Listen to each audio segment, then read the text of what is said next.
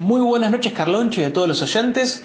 Mi nombre es Leandro Moretti y vuelvo nuevamente con una columna de economía. Hoy les traje un pupurrí de temas, un picadito, un breve repaso sobre lo que a mi parecer son las novedades más importantes de las últimas 2 semanas. En primer lugar, les marco, ya lo habrán leído quizá en algún titular, que el día de ayer, 31 de mayo, lunes 31 de mayo, vencían 2.485 millones de dólares de la deuda del Estado argentino con el Club de París. El gobierno no lo ha pagado, ha obtenido un aval, aunque sea informal, por parte de los principales países que pesan y conducen esto que llamamos Club de París, que no es otra cosa que un foro informal de países que negocia contratos y créditos, en este caso con Argentina, que tiene una historia de muy larga data que voy a puntear. A ver, no se pagaron estos 2.485 millones de dólares, ahora hay un plazo de 60 días, luego de esos 60 días, cuando se cumplan exactamente esos 60 días, el Club de París puede declarar el default a la Argentina, lo cual es muy negativo, políticamente también es muy negativo porque no hay otra cosa que incrementar la deuda en 2.000 millones de dólares más.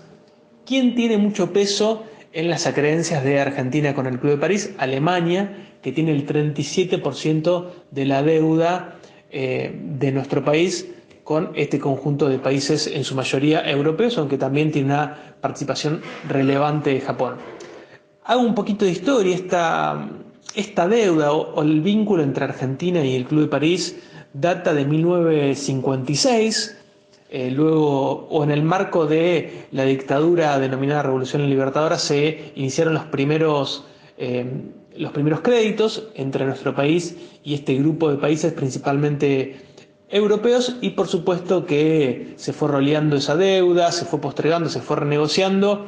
Hubo diferentes renegociaciones hasta que en el año 2014 Axel Kicillof hizo la última renegociación por un monto aproximado de casi de 10.000 millones de dólares. Pero me estoy olvidando de algo. Esa deuda fue muchas veces renegociada y en diferentes ocasiones aumentó por la imposibilidad de pagar, en particular por default, y en el año 2001, por supuesto, esta deuda fue defaulteada y eso hizo que se detenga el descenso paulatino que se había logrado en la última parte de la década del 90, una deuda que se venía pagando regularmente. Bueno, en el 2001 se dejó de pagar y eso hizo que se incremente nuevamente y sea un problema para nuestro país, hasta que en el año 2014 se renegociaron muy buenas tasas de interés, por decir que bajaron del 7 al 3% aproximadamente. Lo que sucede es que le tocaba pagar esa deuda renegociada al gobierno de Cambiemos y no la pagó. Y al no pagarla, nuevamente esa deuda se dispara. Una cosa de nunca acabar. En este caso es una buena noticia que se haya podido postergar el pago, que haya una negociación abierta. También hay que decirlo que la deuda con el Club de París se incrementó muchísimo en la década del 60 y del 70, particularmente en ambas dictaduras, en la dictadura del 66 y en la dictadura del 76, ya que las empresas estatales por aquellos años tomaron muchísima deuda con el Club de París, y también, hay que decir, el proceso de estatización de deuda privada colaboró para que esta deuda siga presente en la vida política y económica de la Argentina. Es muy importante lo que sucede en estos 60 días, ya que el Club de París está conducido políticamente por Francia y por Alemania, y son dos de los países con los cuales Argentina y particularmente Alberto tienen un diálogo muy fluido, y parece que lo que avance la negociación con la deuda del Club de París puede ser un anticipo o una pista concreta respecto a lo que pase con el Fondo Monetario Internacional. Por supuesto que tanto Francia como Alemania y el resto de los países que componen el Club de París plantean como condicionamiento de una renegociación un buen acuerdo o un principio de acuerdo, e incluso una supervisión de la economía argentina por parte del Fondo Monetario Internacional.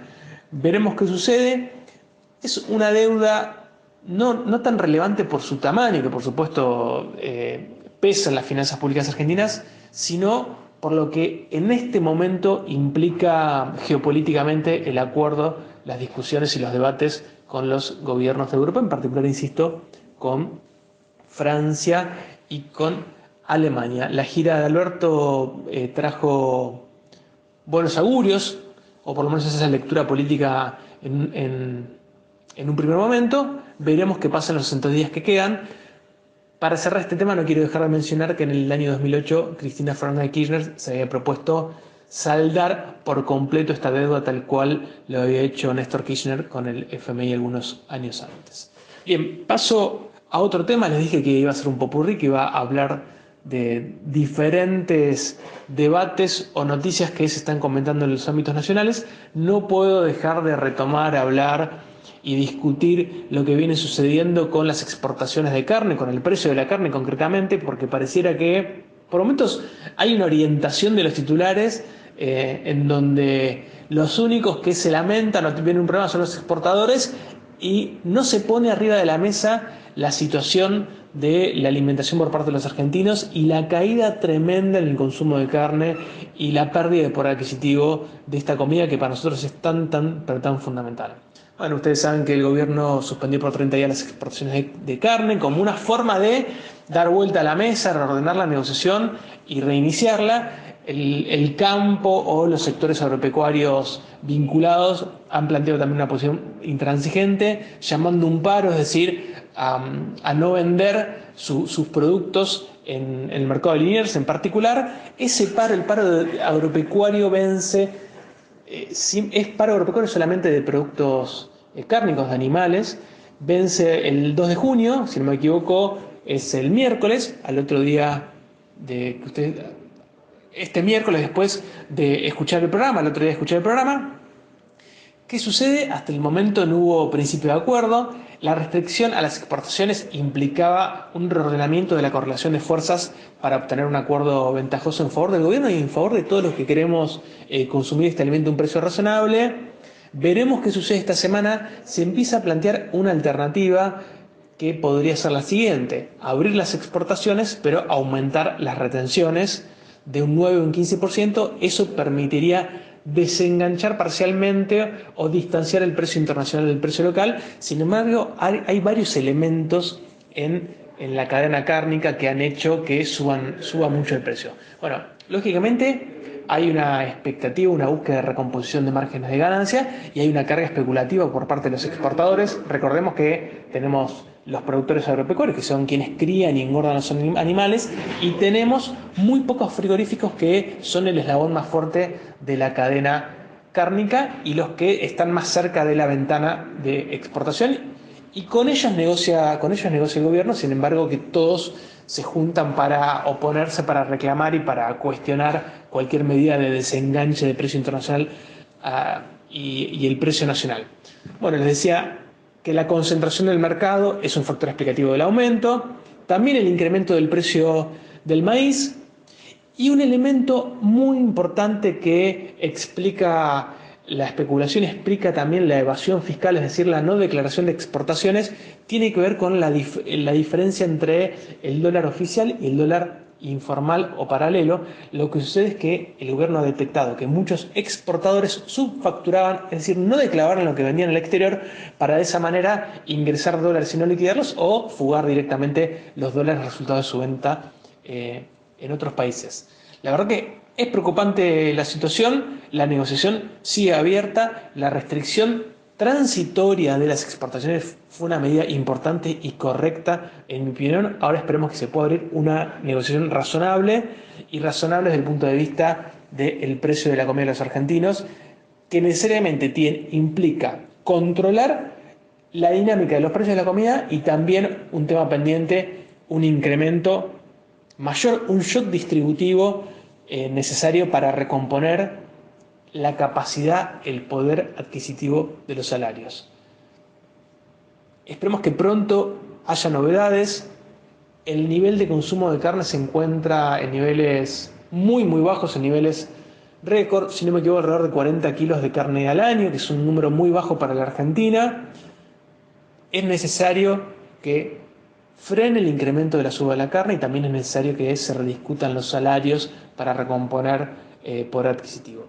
Y hablando de eso, el último tema que quería compartirles, que me quedó pendiente, que es parte del repaso de las negociaciones paritarias y tiene que ver concretamente con el cierre de las paritarias de los estatales nacionales. Es una paritaria importante y que por supuesto marca el piso de las que todavía quedan cerrar y también implica una definición política por parte del Estado Nacional. Bueno, se ha cerrado la paritaria en un 35% en 6 cuotas, 10% en junio, 5% en agosto, 5 en septiembre, 4 en diciembre, 6 en enero 2022, 5 en febrero 2022. Les recuerdo que recién ahora en el pago de mayo, es decir, el cobro de junio, terminó la paritaria del mes anterior, del año anterior, perdón, con los incrementos acordados. El incremento interanual para los trabajadores estatales nacionales va a alcanzar el 45%, más un 4% de la asignación básica, con lo cual llegaría a un 48%, levemente superior a la inflación no proyectada en el presupuesto 2021, que es el 29%, que ya está lejos de la realidad, sino a la inflación proyectada por el mercado. Repito, el acuerdo paritario de los estatales nacionales es del 35%, de junio en adelante, pero combinada la paritaria que se acordó el año pasado y que está corriendo en el año 21 y parcialmente la nueva paritaria, los estatales nacionales recibirían un aumento del 48% en el año 2021, y eso comparado con la inflación que espera el mercado. Es decir, el Banco Central hace una encuesta al mercado y la inflación que espera el mercado es del 47,3%, por lo cual hay una leve recuperación de los salarios de los estatales nacionales.